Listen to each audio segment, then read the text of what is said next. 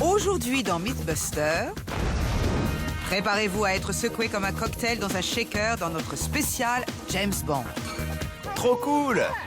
Il va y avoir des gadgets, des armes et des courses-poursuites. Nos testeurs de mythes vont vérifier si la montre magnétique de Bond peut vraiment faire dévier une balle. Carrie, Tori et Grant vont quant à eux concocter un plan diabolique. Qui a l'impression d'être un génie du mal. Pour mettre à l'épreuve le mythe selon lequel une balle tirée par Bond peut enflammer une bonbonne de propane. Enfin, Jamie et Adam pourront-ils effectuer le saut spectaculaire de l'agence 007 sans mettre en pièces leur hors-bord? Oh la vache! Qui sont les Mythbusters? Adam Savage Je suis le méchant baron Von Savage. et Jamie Heineman. Moche. À eux deux, ils ont plus de 30 ans d'expérience dans le domaine des effets spéciaux. Lève-toi et marche. À leur côté, Grant Imahara, L'arme sera l'arbalète. Tori Belleci Ça devient dangereux. Et c'est ça qui nous plaît. et Carrie Byron. C'est dingue.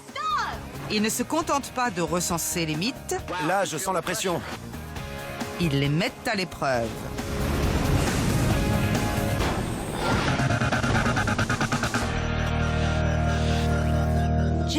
James, j'ai peur. J'ai un mauvais pressentiment. Tu as raison d'avoir peur, ma belle. Moi, le baron Von Savage, j'ai concocté une série de tests diaboliques pour ton ami Empingouinet et toi. Mais pourquoi? Pourquoi? Parce que c'est l'heure de notre Mythbuster spécial James Bond. Pas cette fois, baron. Nine? Mon nom est Heineman. James Heineman. Servez-vous un dry martini au shaker et ressortez votre smoking, car vous regardez le spécial James Bond. On commence tout de suite avec un mythe 007 intemporel. Qu'est-ce que vous me réservez? Ah! Même moi, je suis surpris de votre naïveté. D'après votre ami Q, cette montre à votre poignet peut générer un champ magnétique intense qui est censé pouvoir faire dévier une balle. Je compte tester ça en conditions réelles. Dans ce cas, il vaut mieux que ça marche. Je l'espère pour vous.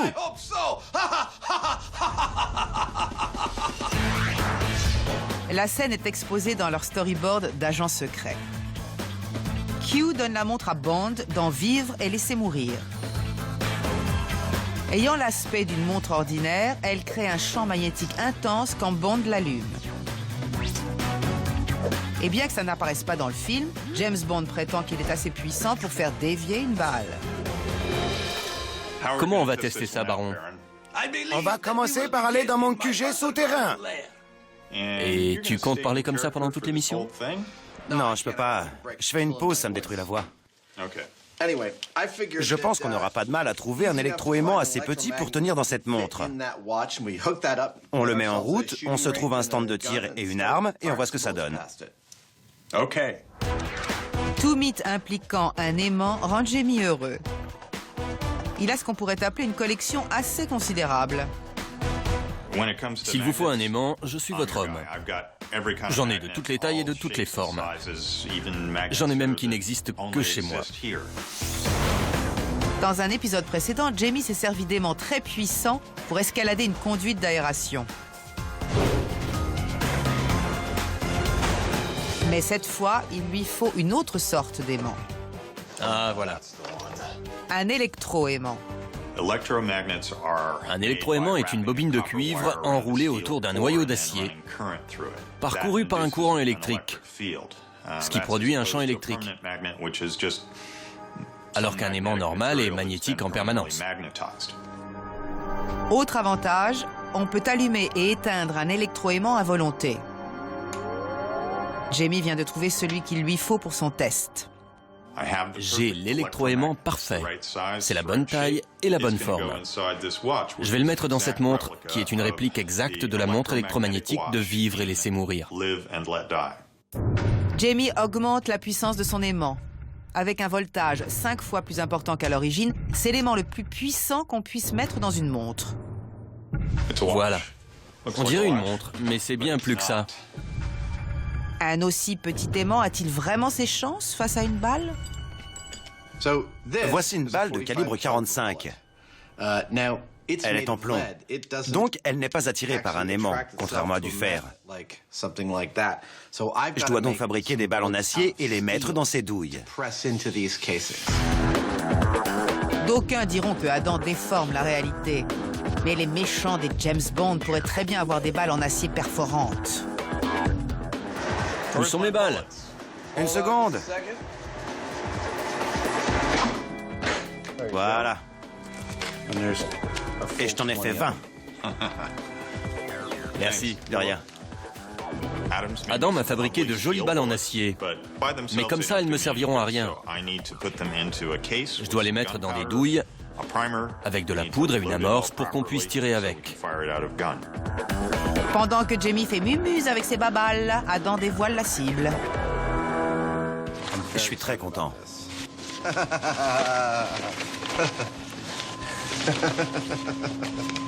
C'est splendide. C'est tout lui. Je crois que même James serait ravi. Mais avant que notre intrépide duo ne se rende au service secret de Sa Majesté, ils vont faire quelque chose rien que pour vos yeux. J'adore me déguiser en Bond. Pas Bond, Heinemann. James Heinemann. Allons-y. Une balle peut-elle faire exploser une bonbonne de propane? De quoi s'agit-il? C'est dans le dernier Bond, Casino Royale. Bond est encerclé par des méchants. Il n'a aucune issue. Quand il aperçoit une bonbonne de propane, il sort son arme et tire. Oui, il voit une bonbonne de 45 kilos à environ 6 mètres de lui. Il tire avec un 9 mm, le truc explose et il survit. Dans le film, notre agent secret est mal en point. Il repère une bonbonne de propane à 6 mètres de lui. Il prend son Walter P99 et tire, provoquant une énorme boule de feu qui lui permet de s'échapper. C'est une manœuvre classique dans les bandes. Mais est-ce vraiment une stratégie de fuite sur laquelle on peut compter? Bon, comment vous voulez tester Smith? On devrait commencer par prendre des bonbonnes vides et tirer dessus avec un 9 mm pour voir si ça peut les percer. Si ça ne marche pas, on prendra des armes de plus en plus grosses jusqu'à ce qu'on arrive à faire un trou dedans. Et une fois qu'on aura percé une bonbonne, on en remplira une de propane et on verra si ça explose. D'accord. Je crois qu'on va avoir besoin de beaucoup d'armes et de beaucoup de bonbonnes. L'équipe se rend sur le champ de tir d'Alameda. On ne plaisante pas avec ce genre de mythe. Les gars déchargent une bonbonne vide et installent des boucliers de protection. Après tout, ils veulent tous mourir un autre jour. De préférence pas aujourd'hui. Bon, c'est quoi le plan? Pour commencer, on doit vérifier qu'une balle peut pénétrer une bonbonne avant de la remplir de gaz. On devrait démarrer avec le 9 mm. C'est l'arme qu'utilise Bond dans le film. Parfait. C'est parti. Même Blofeld, le pire ennemi de Bond, n'aurait pu faire mieux. À 6 mètres de sa cible, Carrie tire avec le Walter P99. Même arme et même distance que dans le film. Par contre, le résultat est différent. On a donc commencé par le 9 mm. J'ai tiré plusieurs fois, mais rien à faire. Impossible de percer cette bonbonne. Notre fine équipe a-t-elle déjà écrasé ce mythe? On peut déjà dire que le mythe est bidon. Dans le film, Bond tire avec un 9 mm et il perce la bonbonne. Nous, on n'y est pas arrivé. Ça ne marchera pas. On a bien fait d'apporter tout notre arsenal de Mythbusters. En effet, parce qu'au vu du premier test, ça ne se présente pas très bien. Mais les Mythbusters ne partiront pas sans avoir vu une boule de feu. Alors, comme Bond au casino, Tori mise un peu plus gros et s'empare du fusil à pompe. Vous avez vu ce trou? Est-ce que la balle a traversé? Ah non! Pas tout à fait, mais presque. Oui. Mais presque ne suffit pas. Pour un gros boom bondesque, Carrie pense qu'il leur faut une arme capable de traverser la bonbonne de part en part. On va essayer avec une carabine 30-06. Je pense que ça pourrait produire une boule de feu si la balle pénètre la bonbonne et en ressort. En entrant, elle apportera de l'oxygène et en sortant, Elle créera une étincelle. Carrie a la théorie et Grant a l'arme. Mais pas les répliques. Mon nom est Grant. Imahara. C'est quoi mon nom? Espérons que son tir est meilleur que son jeu d'acteur. Joli tir. Joli tir, Bond. Merci. La balle a perforé la bonbonne en 2 points, à l'avant et à l'arrière. Quelle est la conclusion pour Monsieur Bond et son Walter P99? On peut d'ores et déjà dire que le mythe est bidon. Le 9 mm utilisé par Bond n'a même pas percé la bonbonne. Oui, mais on a trouvé 2 armes qui l'ont pénétré. Le fusil et la carabine 30-06. Si on essayait maintenant de tirer sur des bonbonnes remplies de propane, pour voir si ça fait une grosse explosion. Ok, mais avant de commencer à jouer avec le feu, on pourrait retirer ses vêtements super inflammables? Oui, j'en ai marre de ce costume de pingouin. Ce n'est plus le moment de rigoler sur le champ de tir. Il manipule 83 litres de propane très inflammable, mais sous pression à plus de 16 bars. Même la bonbonne en acier a un permis de tuer. N'importe quel réservoir sous pression peut se transformer en fusée si on le perce. Celui-là est encore plus dangereux parce que le gaz sous pression est inflammable. C'est un scénario très risqué, alors ils fixent la bonbonne au sol et vont tirer d'une distance respectable. Ce qui serait sympa, c'est d'habiller Buster en James Bond, de le placer à 6 mètres et de voir ce qui lui arrive si ce truc explose. Il pourrait être brûlé. C'est très possible, parce que cette fois, Carrie va tirer sur une bonbonne remplie de gaz avec le fusil surpuissant. Le 30-06 risque de marcher, parce qu'on va utiliser des balles perforantes. C'est de l'acier enveloppé dans du plomb. Quand la balle va pénétrer dans la bonbonne, le plomb pourrait se détacher. Et quand l'acier touchera la paroi arrière en ressortant, ça pourrait créer une étincelle. Buster Bond n'est pas loin, et Carrie a son arme. Prête, Miss Moneypenny? Prête. Moneypenny n'a jamais porté ce genre d'arme. 3, 2, 1... Joli tir! Bravo! Merci. Au ralenti, les images montrent la balle perforante qui transperce la bonbonne comme si c'était du beurre. Mais sans l'explosion attendue. Super! Mais pas d'explosion. Non. Mais c'était en plein dans le mille. Le 30-06 n'a pas vraiment mis le feu. Mais ils n'ont pas dit leur dernier mot. Si j'étais un méchant, pas loin de cette bonbonne, et que Bond tirait dessus et la faisait exploser, je prendrais mes jambes à mon cou. Ce mythe est en mauvaise posture, mais notre équipe parviendra-t-elle à trouver l'arme absolue?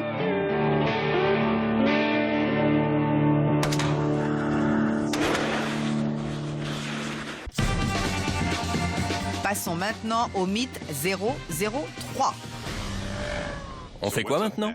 Ça va être dément. Tu te souviens de la poursuite en hors-bord dans le bayou de En vivre et laisser mourir? Oui, elle est géniale. Notre tâche consiste à reproduire une partie de cette cascade, plus particulièrement les sauts incroyables des hors-bords. Le but est de découvrir si les hors-bords qu'on voit dans le film sont capables de faire ces sauts et de continuer leur course intacte. En gros, on se concentre sur l'atterrissage pour voir si ça détruit le bateau.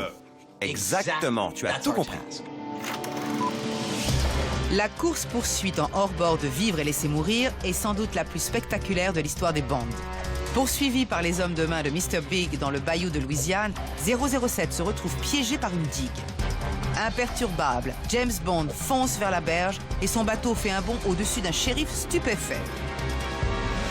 Il atterrit sans encombre de l'autre côté et continue sa course. Mais ce mythe va-t-il se cracher à l'atterrissage?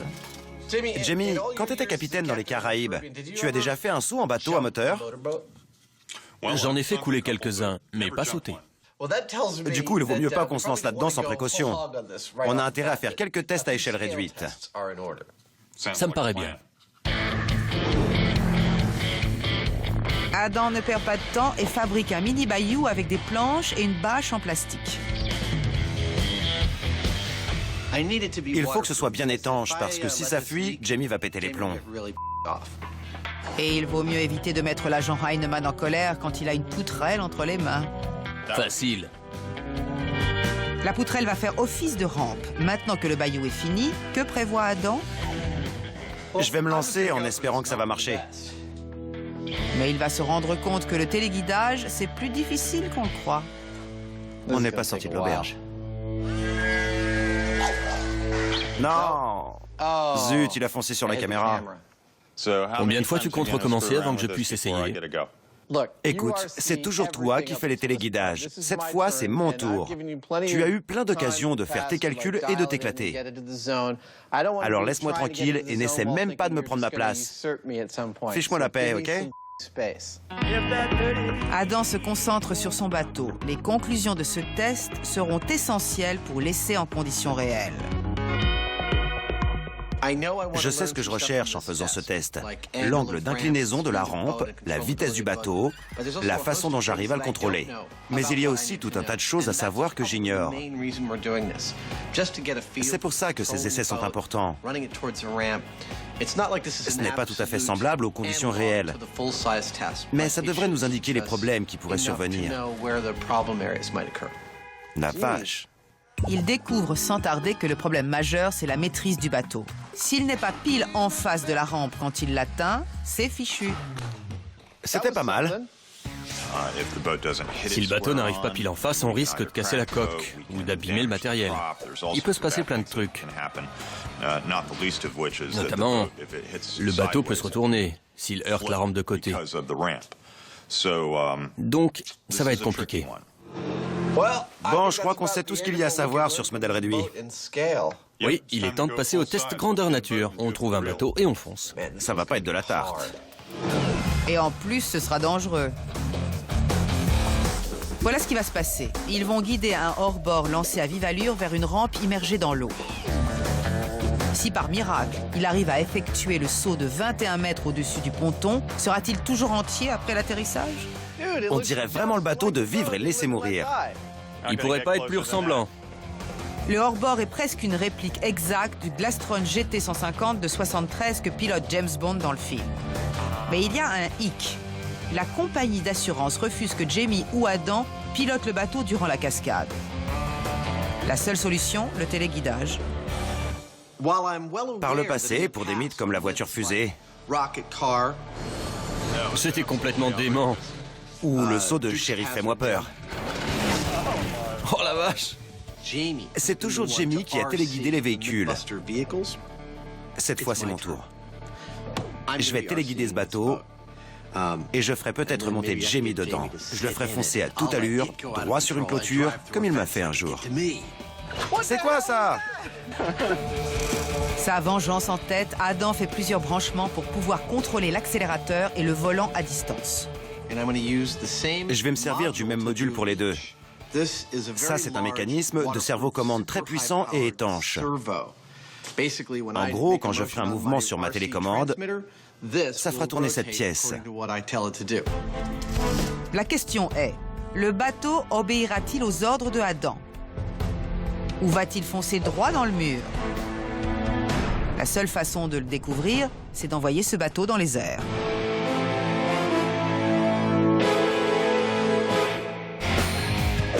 Dans Vivre et Laisser Mourir, la montre magnétique de Bond lui sauve la vie plus d'une fois. Mais est-elle vraiment capable de faire dévier une balle? Armé d'une copie de la montre, de balles en acier et d'un bras en gel balistique, Jamie et Adam sont prêts à mettre ce mythe à l'épreuve. Et il n'y a qu'un endroit pour ça. Si on veut tester un mythe sur les armes, il faut aller dans un stand de tir. Ce mythe est fondé sur un tir d'une grande précision. Donc, pour éliminer toute éventualité d'erreur humaine, notre duo magnétique installe un système de tir à distance. C'est la première fois que je fais une mise en place en smoking. En fait, c'est la première fois que je porte un smoking. Mais ce n'est pas un costume de pingouin qui va ralentir nos Mythbusters. Grâce à la magie de l'accéléré, l'installation est prête en moins de 2. Adam nous explique comment ça va marcher, à grand renfort de haute technologie. Petite démonstration à l'aide d'un super fil d'agent secret. En temps normal, une balle tirée avec ce pistolet suit une trajectoire constante jusqu'à la cible. C'est-à-dire que chaque balle tirée de cette distance atteindra la cible exactement au même endroit. Mais si ce mythe est fondé, la balle en passant à côté de la montre devrait changer de trajectoire et faire un autre trou dans la cible. Bonne théorie. Il ne reste plus qu'à la tester. Les 2 premiers tirs permettent de vérifier la trajectoire de la balle avant d'activer l'aimant. Effectivement, le point d'impact des 2 balles est le même dans la cible. C'est ce que je voulais voir. Exactement le même trou. Bon, on va activer la montre et voir s'il y a une différence. Souvenez-vous, la moindre différence dans le prochain essai sera due à l'aimant de la montre. Comme Solitaire dans Vivre et laisser mourir, il est temps de lire dans les lames du tarot le pouvoir de cet électroaimant. L'induction magnétique se mesure en Gauss. Le champ magnétique terrestre fait environ 1 demi-Gauss.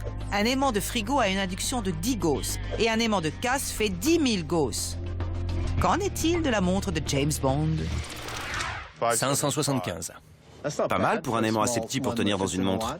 On a pris le plus gros possible et on a augmenté la puissance de l'aimant. Le voltage est 5 fois plus important qu'à l'origine. Parfait. Jamie a trafiqué l'aimant autant qu'il le pouvait. Mais est-ce que ça suffira pour faire dévier la balle, comme dans Vivre et laisser mourir? Ok, test de la montre électromagnétique dans 3, 2, 1. En plein dans le mille. Exactement le même trou. La montre n'a eu aucun effet. On va vérifier en regardant le ralenti. La caméra à grande vitesse filme la balle à 6000 images par seconde au lieu de 24. Le ralenti confirme que la balle n'a pas dévié de sa trajectoire. Pour s'en assurer, Adam tire encore une fois avec la montre activée. 3, 2, 1. Encore dans le même trou. La balle atteint à nouveau la cible au même endroit. Le mythe est donc 0, nul. Conclusion, un électroaimant de la taille d'une montre ne peut pas faire dévier une balle. Bon, c'est clair et net. La montre électromagnétique n'a pas marché. Et impossible d'augmenter davantage la puissance d'un électroaimant de cette taille de façon à changer la trajectoire d'une balle. Mais on ne va pas s'arrêter là. Reproduire les circonstances, c'est notre première étape. Ensuite, on essaie de reproduire les résultats. Est-ce qu'un électroaimant plus gros pourra faire dévier notre balle? En matière d'électroaimant, est-ce que la taille compte? Il ne tient peut-être pas sur votre poignet, mais cet aimant a une induction de 3200 Gauss. On va maintenant tirer à côté de cet aimant ultra puissant. 3, 2, 1. Exactement dans le même trou. L'électroaimant n'a eu aucun effet sur la trajectoire. On va regarder le ralenti. Le ralenti confirme. Même un électroaimant de cette taille n'agit pas sur une balle. Tous nos tests aboutissent à la même conclusion. Toutes les balles qu'on a tirées ont atteint la cible exactement au même endroit. Peu importe l'aimant qui était à côté. Ce qui indique que rien de ce qu'on a fait n'a eu d'effet sur la trajectoire de nos balles. L'électroaimant ne suffit pas. Mais nos agents secrets n'ont pas dit leur dernier mot. Le mythe de la bonbonne de propane qui explose dans Casino Royale est donc faux. Le 9 mm de James Bond n'a pas pu percer la bonbonne. Avec un fusil et des balles perforantes, il y a eu un beau nuage de fumée, mais toujours pas d'explosion. Maintenant, Carrie a une idée lumineuse. Aucune arme classique ne marchera. Il nous faut quelque chose avec une flamme. Alors on va tenter les balles traçantes. Ça devrait être intéressant. Les balles traçantes ont un peu de phosphore incandescent à leur base. C'est ce qui les rend visibles à l'œil nu. Mais le phosphore se vaporise quand la balle traverse l'air. C'est tout de même le genre de balle que pourrait avoir un agent secret. J'imagine très bien James Bond posséder des balles spéciales avec lesquelles il pourrait charger son arme pour tirer sur un truc et le faire exploser. Bond pourrait avoir des balles traçantes. Mais Frank Tabor, le grand maître en armes, dit qu'il faudrait plus qu'un seul tir. Il faudra peut-être tirer 2 fois. Une fois pour percer la bonbonne et la deuxième pour mettre le feu à la boule de gaz. Il faut voir. Ouais. Les balles traçantes sont chargées. La première balle atteint la bonbonne et la perce. Un nuage de gaz inflammable s'en échappe. Tori tire une deuxième balle, puis une troisième, mais... J'y crois pas, aucune explosion. Oui, mais j'ai vu les balles traçantes s'allumer. La balle est entrée, elle a percé la bonbonne, elle aurait dû prendre feu, mais ça n'a pas marché. Pour la 3e fois, le mythe, lui, explose. Aucune balle n'a été capable de faire un gros boom. Bon, j'ai eu ma dose de balles. On a même essayé les balles traçantes, c'est-à-dire des balles en feu, et ça n'a provoqué aucune explosion. Alors on va passer aux explosifs puissants, qui vont garantir une fin digne de James Bond à cette histoire. Pour être certain d'obtenir une explosion bondesque, ils font appel à leur vieil ami, le sergent J.D. Nelson. Il fixe un petit explosif sur la bonbonne et déroule la charge. Alors que Buster ne se trouve qu'à 6 mètres de la bonbonne, l'équipe se replie dans son repère anti-souffle. Qui a l'impression d'être un génie du mal? Bye bye 00 Buster. Aujourd'hui, une bonbonne de propane. Demain, le monde. C'est ton dernier martini, 003. 3, 2, 1...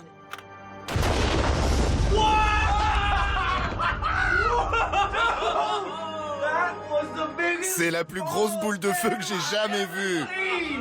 C'était dément.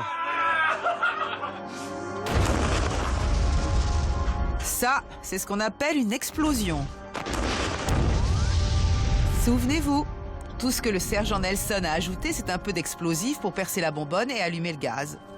Le reste, c'était juste du propane. Et ça a complètement mis KO ce pauvre mannequin. Regardez, ça a fondu. Qui ramène le smoking à la boutique de location? Zut. Vous savez, Bond pourrait éliminer toute une armée de méchants avec une explosion pareille. Mais il mourrait aussi. Oui, il vaut mieux pas être dans les parages. C'est lui qui ressemble au méchant maintenant. Buster Bond a de la chance d'avoir encore sa tête. La bonbonne a volé en éclats. Regardez l'état de la bonbonne. Elle s'est complètement ouverte. C'est de la folie. Où est le haut? Il est tout là-bas. Mythbuster, la journée a-t-elle été bonne? Absolument. Fantastique. Je suis content. Si on s'en allait dans le soleil couchant. Vous savez, il nous reste encore quelques bonbonnes de propane. Et ils vont s'en servir, soyez-en sûrs. Ce mythe bondesque n'est pas terminé.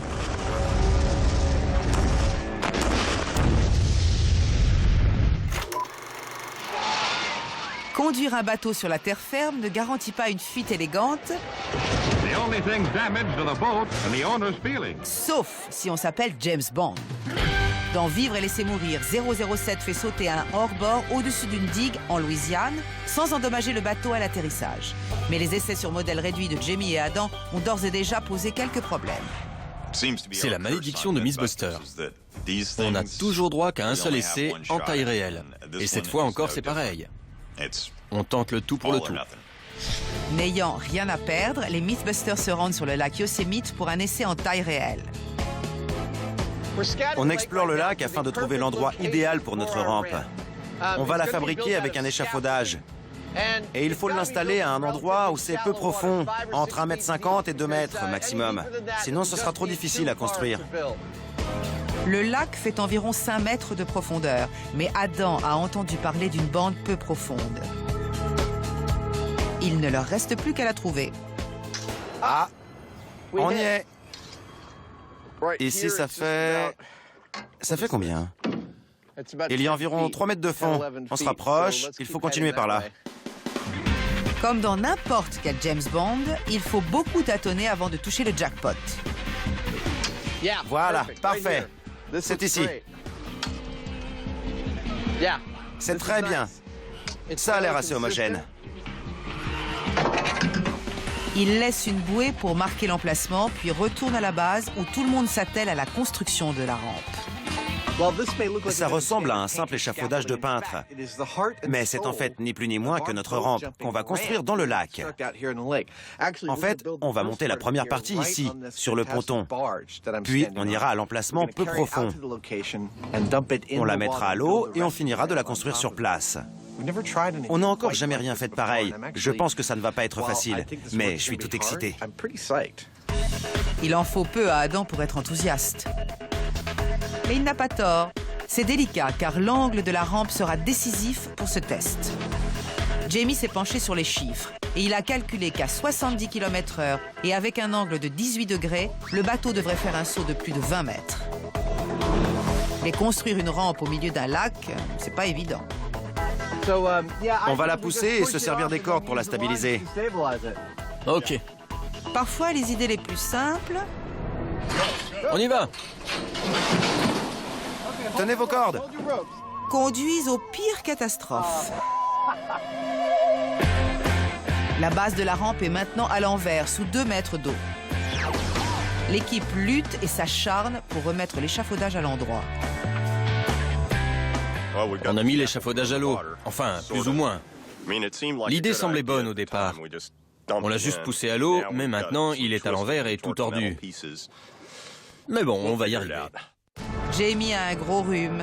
C'est donc l'homme grenouille Savage qui se jette à l'eau pour guider les réparations. C'est un cours accéléré en plongée très compliqué. Tu t'en sors très bien. La vache, c'est super difficile. Tu dois suivre la structure. Tiens-toi et suis-la. Lentement mais sûrement, la rampe est montée. On fixe des points d'ancrage un peu partout avec des câbles pour qu'elle soit bien stable. Une fois que tout sera attaché, ça devrait être solide. Maintenant que la rampe a l'air de tenir debout, Adam retourne auprès de son bateau télécommandé. Souvenez-vous, en dehors du fait qu'il est téléguidé, c'est exactement le même que celui de Bond. Ça marche à la perfection. La réussite de ce test dépendra du pilotage de Adam. Il faut que le bateau arrive pile en face de la rampe à la vitesse voulue. On a beau faire ça souvent, je trouve ça toujours aussi génial. C'est éclatant de suivre un bateau fantôme qui fonce sur un lac à 70 km/h, ce qui est exactement la vitesse qu'on voulait atteindre.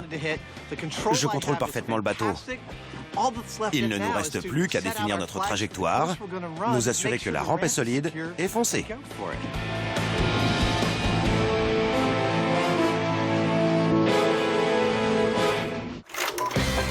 Les Mythbusters sont passés au niveau supérieur avec la montre magnétique de Mr. Bond. Mais les résultats n'ont pas été probants. Même un énorme électroaimant n'a pu faire dévier une balle en acier. Rien de ce qu'on a fait n'a eu d'effet sur la trajectoire de nos balles. Mais comme tout agent secret qui se respecte, Jamie a un plan B. Des aimants permanents très puissants. C'est un aimant de néodyme fer-bore, l'un des plus puissants aimants terre rares qui existent. C'est de la bombe.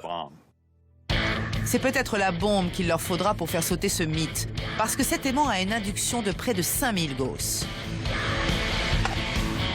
Pas convaincu par le résultat du Gauss-mètre, Jamie nous donne une représentation visuelle de cette force d'induction.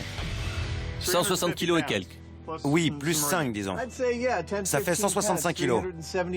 Assez d'aimant comme aimant. Nos testeurs n'ont pas l'habitude de faire les choses à moitié. La balle ne passera pas à côté d'un seul, mais de 10 aimants ultra puissants. Chacun de ces aimants peut soulever 160 kilos. C'est comme si on ajoutait de la gravité à cette balle. Je pense que ça pourrait marcher. Demain ne meurt jamais. Pas plus que l'optimisme de Adam. Même Jamie est plutôt confiant. Je pense que ces aimants vont modifier la trajectoire de la balle et qu'elle va toucher le dernier aimant. Le trou dans la cible devrait être plus bas. 3, 2, 1. Je sais pas trop ce qui s'est passé. En tout cas, le trou est plus bas. Oui, le trou a l'air d'être un peu plus bas. Effectivement, le trou est légèrement plus bas. Mais l'aimant est intact. Pas la moindre égratignure. Zut! La dynamique est un truc très fort. Allons vérifier le ralenti. La balle descend et tourne même sur elle-même, mais elle continue néanmoins sa trajectoire. Encore une balle que Bond n'aura pu éviter, et ses chances de survie deviennent minces. On était vraiment pas loin. Il manque juste quelques aimants. J'ai une surprise pour toi. Ne bouge pas. Bon baiser de Adam. Même diamètre, mais 3 fois plus épais. Comme ça, on dirait juste un bout de métal. Mais si je l'approchais de ce lampadaire, je pourrais y laisser ma main. C'est peut-être juste ce qui leur manquait pour que l'expérience réussisse. Ces 3 aimants supplémentaires donnent une induction magnétique totale de plus de 60 000 Gauss. Mais Adam veut que les résultats soient incontestables. J'ai aussi ajouté une bande adhésive blanche sur tous les aimants. Si la balle dévie assez de sa trajectoire pour toucher quelque chose sur son passage, elle laissera une trace. Adam ne laisse décidément rien au hasard. Dernier test pour voir si un champ magnétique peut dévier la trajectoire d'une balle. C'était horrible. Savage n'est pas Sean Connery, mais son gadget aurait-il plu à Q? La bande adhésive est arrachée. Tu as touché l'aimant. On dirait bien, oui. La balle a carrément glissé sur l'aimant. Et ce sont les 3 gros aimants qui ont fait la différence. Regarde, la balle rebondit dessus et le trou est plus haut. Il aura donc fallu 13 aimants super puissants pour modifier la trajectoire de la balle. À ce niveau-là, la balle a touché l'aimant, puis elle a rebondi dessus et elle a percé la cible plus haut que les autres balles. Alors, quel est le verdict des agents Heinemann et Savage? Bon, c'est quoi la conclusion? Ce gadget d'espion suppose qu'on peut maîtriser la force dynamique par la force magnétique. Or, même si on a pu rassembler assez d'aimants pour modifier la trajectoire de la balle, on était loin de pouvoir l'arrêter. Sans compter que notre gadget ne se porte pas vraiment au poignet. Oui, et si on voulait faire ça avec un électroaimant, il devrait être tellement puissant qu'il faudrait un petit réacteur nucléaire dans la montre pour le faire fonctionner. Absolument. Ce mythe est bidon. Notre travail est terminé. Si on allait boire un petit martini, James. Tu préfères tes martinis au shaker ou à la cuillère? Aucune idée, j'ai jamais compris ce que ça voulait dire. Mythe, bidon. Les Mythbusters ont fait chou blanc avec le mythe selon lequel 007 peut faire exploser une bonbonne de propane avec son 9 mm. On a tiré 2 fois et on n'a pas pu le percer. Il a fallu rien moins que des explosifs pour créer un souffle digne de Bond. C'est la plus grosse boule de feu que j'ai jamais vue. Mais une énorme boule de feu, ça ne suffit pas pour les Mythbusters. Je parie que vous avez cru que c'était fini quand on a fait sauter la bonbonne, pas vrai? C'était une explosion hallucinante. Mais il y a un truc qui me chiffonne. On a utilisé des explosifs pour y arriver, alors que Bond se sert juste de son pistolet. Mais les fans vont nous reprocher de ne pas avoir essayé avec des munitions incendiaires. Je te rappelle qu'elles sont illégales en Californie. Je parie que dans le repère secret de Jamie, c'est pas illégal. Ouais, allons-y. Comme Adam l'a appris, l'emplacement du repère de Jamie est strictement confidentiel. On est où? On est ici. Et c'est l'endroit idéal pour un massacre à la mitrailleuse.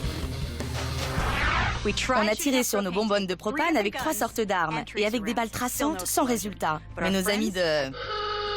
nous laissent utiliser leur mitrailleuse Gatling avec des balles incendiaires et une bonbonne de propane bien plus grosse. Les balles incendiaires ont un pouvoir incendiaire bien plus important que toutes les balles qu'ils ont essayées jusqu'à présent. Elles contiennent une petite charge de produits chimiques inflammables qui brûlent à très haute température. Et la mitrailleuse devrait aussi être un plus. La mitrailleuse Gatling tire 50 balles à la seconde. 50 balles. Ça fait beaucoup. Je pense qu'on devrait faire exploser cette bonbonne. Elle n'a aucune chance. Espérons-le, Tori, parce que c'est le dernier essai du mythe Casino Royale. Bonbonne de propane avec balle incendiaire. C'est parti. 3, 2, 1...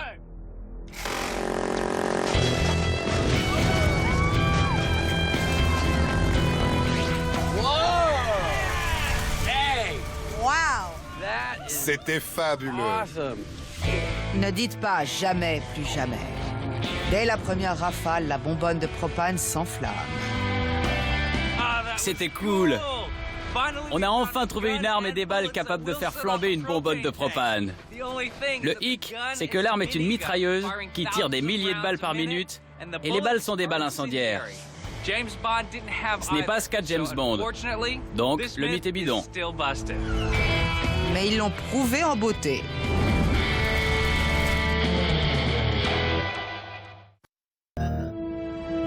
Il y a bien longtemps, dans notre spécial méga-film, Jamie et Adam ont fait un saut héroïque. Ils voulaient savoir si une voiture pouvait s'envoler et être intacte à l'atterrissage. La réponse fut un non catégorique. Aujourd'hui, dans le dernier test de ce spécial James Bond, nos agents de destruction remettent ça. La rampe a été remplacée par un échafaudage, la route par de l'eau et la voiture par un hors-bord. Il s'agit de découvrir si un bateau peut faire un saut et survivre à l'atterrissage. S'il explose en touchant l'eau, on a un problème. Dans le film, le bateau continue tranquillement sa course. Et ce bateau n'aura pas de seconde chance. Adam doit réussir du premier coup. On approche de leur hache. Et s'il y a bien une chose qui illustre James Bond, c'est de faire des trucs insensés en smoking. Je suis donc complètement dans le personnage. Buster Bond a l'air d'avoir bu un martini de trop. C'est une scène habituelle après un mariage. Mais on ne peut pas en vouloir aux mannequins d'avoir forcé sur l'alcool. Les risques que les choses se passent terriblement mal sont terriblement élevés. La pire chose qui pourrait se produire, ce serait qu'au moment où le bateau arrive sur la rampe, les rails s'écartent comme ça et qu'ils jouent les déchiqueteuses avec la coque. C'est peut-être le moment de mentionner que lors du tournage de Vivre et laisser mourir, l'équipe de cascadeurs a détruit 17 bateaux et a fait une centaine d'essais avant d'aboutir à ce saut. J'ai une grosse pression sur les épaules. Ça fait 3 jours qu'on prépare ce saut. Si je me loupe, ce sera 3 jours de perdu. Le stress commence à monter. Mais c'est un bon stress. Je le sens bien. Je pense que je vais arriver pile en face de la rampe, que le bateau va décoller et atterrir tout en douceur de l'autre côté. Je suis plutôt optimiste. Ma position est bonne, tout est nickel. Comment tu le sens, Jamie? Je le sens bien. Oui, parce que t'as la pression cette fois. Ouais. Bonne chance. Merci. Souvenez-vous, le but du jeu, c'est que le bateau soit toujours en état de marche à l'arrivée. Alors, accrochez-vous à votre béret, le spectacle va commencer. Adam fait monter le hors-bord à 70 km/h. Il doit arriver pile en face de la rampe. Et à cette vitesse, c'est un peu comme passer un fil dans le chat d'une aiguille. Par miracle, c'est ce qu'il est en train de faire. Mais au dernier moment, un problème inattendu surgit. Il est passé par-dessus la voiture. La vache. Ça a plutôt bien marché. Le bateau est sans doute encore utilisable. Malgré l'optimisme de Jamie, ce test n'est pas franchement une réussite. On ne peut pas dire que le bateau ait continué sa course vers le soleil couchant. Que s'est-il donc passé? En gros, on était juste derrière notre bateau téléguidé, pile dans son sillon. Mais on a dévié du sillon, on a quitté la trajectoire et du coup, j'ai perdu ma cible. En fait, je suis content que le bateau ait atteint la rampe. Vu que pendant 3 ou 4 secondes, je n'avais aucune idée de ce que je faisais. Rappelez-vous, Adam était censé amener le bateau pile en face de la rampe pour le faire décoller et atterrir de l'autre côté. Ainsi, les Mythbusters auraient pu contrôler son état à l'arrivée, intact ou la coque brisée en 1000 morceaux. Malheureusement, à cause de la perte de contrôle de Adam au dernier moment, le bateau s'est retourné et la possibilité de vérifier ce mythe est tombée à l'eau. Bon, c'est pas exactement ce qu'on espérait, mais la coque est intacte. Je l'ai examinée attentivement, elle est comme neuve.